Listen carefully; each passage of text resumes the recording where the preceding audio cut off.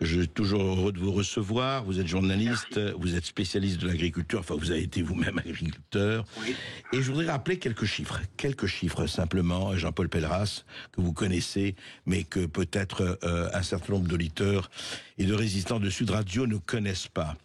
Nombre d'agriculteurs en France. En 1980, 1,2 million. En 2024, 400 000.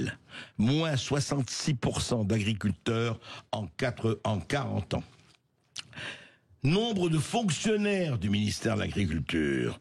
En 1980, 18 000. En 2024, 36 000.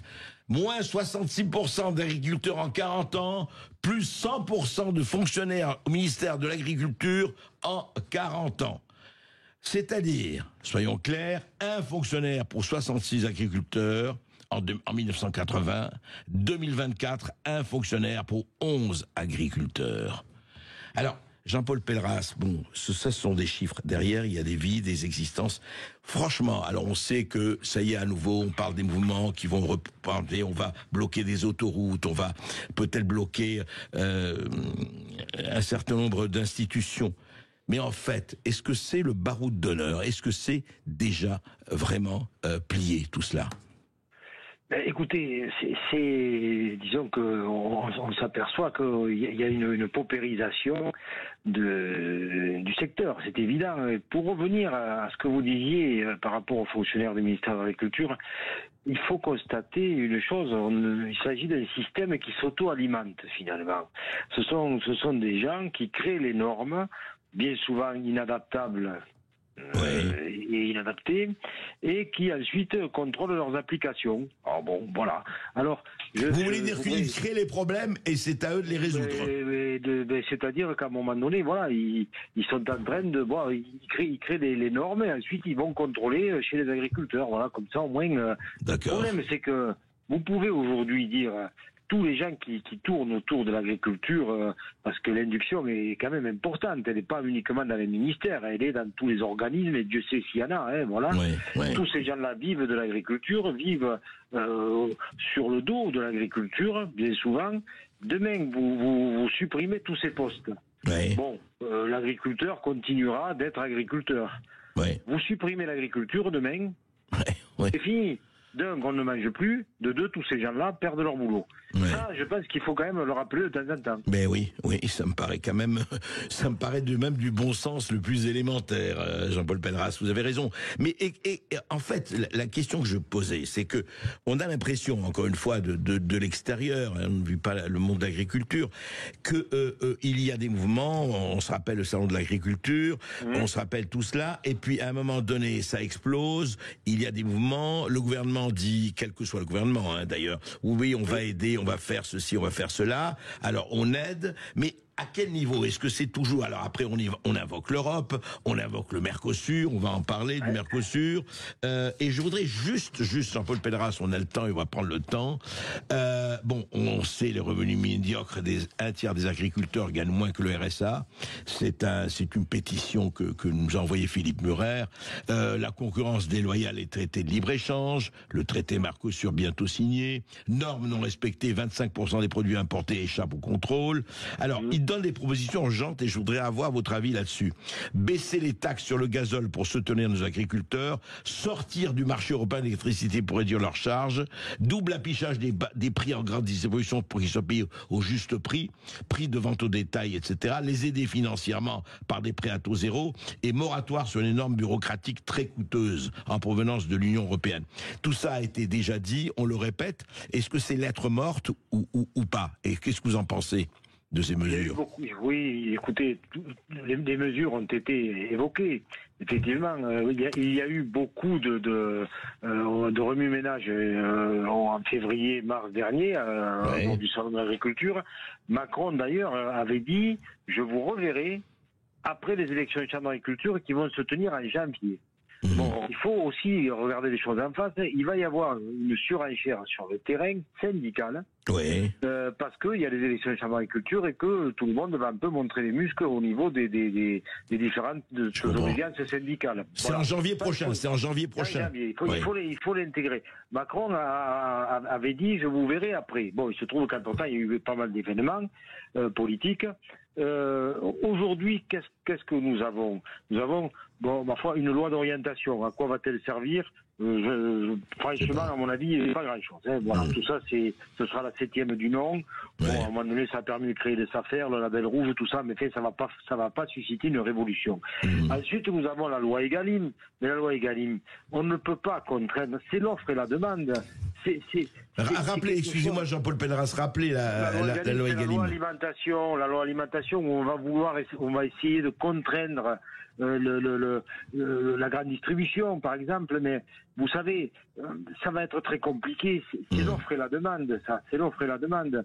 Voilà. Est-ce qu'un gouvernement peut s'immiscer dans ce débat-là? Je ne pense pas. Je ne pense pas. Par contre, il y a des leviers. Le levier, vous l'avez cité tout à l'heure, il faut pas avoir peur des mots. C'est une forme de protectionnisme. On peut pas continuer à tout laisser rentrer comme ça, sans aucun contrôle, parce que c'est le cas. On peut pas non plus. Il n'y a pas d'harmonisation des charges, y compris intra-européenne. Y compris intra-européenne. Bien sûr, vous avez l'Espagne qui est le SMIC qui est moitié moins cher en Espagne qu'en France. Je dis pas qu'il faille baisser le SMIC en France. Non, mais tout simplement, il faut harmoniser. On a construit une Europe sans harmoniser socialement. Qu'est-ce que vous voulez? Ça peut pas tenir. Les fruits, les légumes, le vin, tout y est passé. Maintenant, la prochaine étape, c'est la viande avec le Mercosur. Puis ce sera les céréales avec l'Ukraine. Voilà, c'est écrit ça. C'est écrit. Voilà. Et puis il y a une dernière chose, André Berkoff, que vous n'avez pas énuméré, c'est la stigmatisation. Vous savez que je suis très attaché à ça. Cette stigmatisation dont le monde agricole est victime en permanence. Et là, je pense qu'il faut que l'État mais attendez, Jean-Paul Pelleras, excusez-moi, qui stigmatise? Qui stigmatise? Ce que veut dire, vous dites qu'il y a une stigmatisation. Il y a une stigmatisation, j'y viens. Qui stigmatise? Ce sont les environnementalistes, les écologistes qui sont soutenus par certains médias, et j'ai pas peur de le dire, en l'occurrence les médias du service public, qui n'hésitent pas à stigmatiser et à desservir, parce que l'image qui renvoie du monde agricole, d'un, est fausse, et de deux, elle est préjudiciable. Hein. Elle est préjudiciable. Et ça, c'est important. C'est important de le dire. Il faut que le gouvernement leur dise à ces gens-là, maintenant, arrêtez vos conneries, respectez les paysans. Mais comment on laisse d'ailleurs, écoutez, le service public, vous le savez aussi bien que moi, Jean-Paul Pelleras, c'est nous tous qui payons, ce sont les contribuables, y compris les agriculteurs d'ailleurs.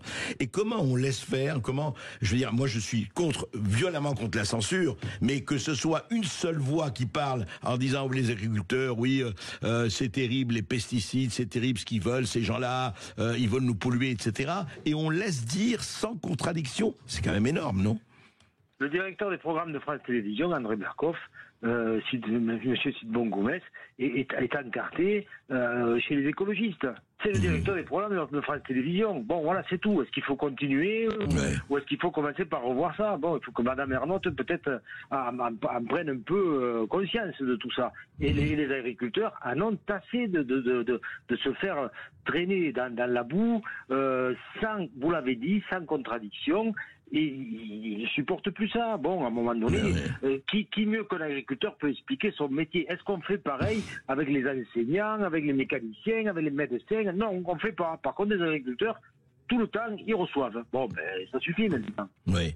Et alors, ça suffit maintenant, Jean-Paul Pelleras. Comment il peut s'exprimer? Est-ce qu'il va encore s'exprimer par des manifestations qu'on comprend, des tracteurs, etc., etc.